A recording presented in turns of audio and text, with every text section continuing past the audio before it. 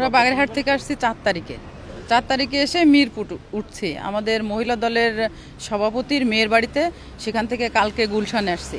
গুলশান গোল চত্বরে ম্যাডামের জন্য অপেক্ষা করছিলাম, তো ম্যাডামকে আর দেখতে পারি নাই।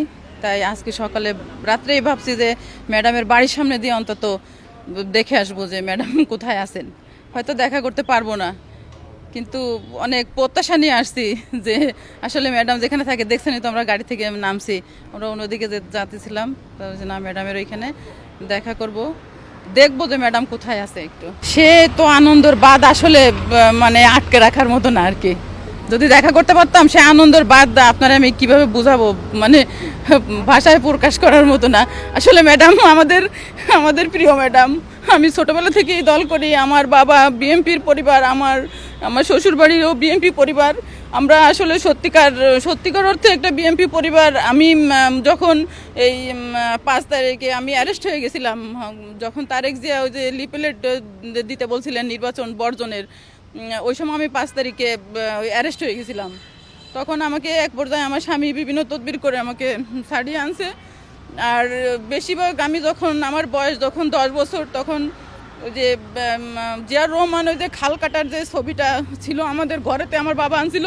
তখন আমি এক পর্যায়ে কেঁদে ফেলছিলাম যে এত বড় একটা নেতা, সে কীভাবে খাল কাটে, তা তো সম্ভব না। সে তো এরকম নেতাই দরকার বাংলাদেশে।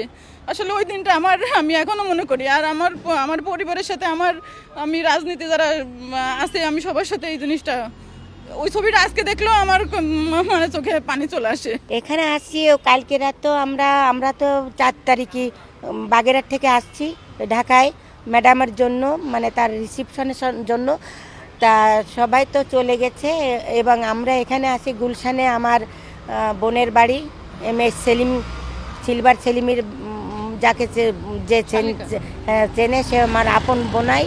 ওখানে আমি বোনের বাড়ি আসি পাশেই এইখানে 74-এ। তাই এখন ম্যাডামের বাড়ির সঙ্গে পাশ দিয়ে যাচ্ছি, তাই একটু তারে যদি একটু এই জায়গাতে তারে নাই বা আমরা দেখতে পারলাম, বাড়ির ভিতর নাই বা ঢুকতে পারলাম, তার বাড়ির সামনে তো একটু নামা উচিত নাকি। সেজন্যে তাকে এই জায়গায় একটু এসে দেখে গেলাম যে আছেন ম্যাডাম, ভিতরে সুস্থ আছেন।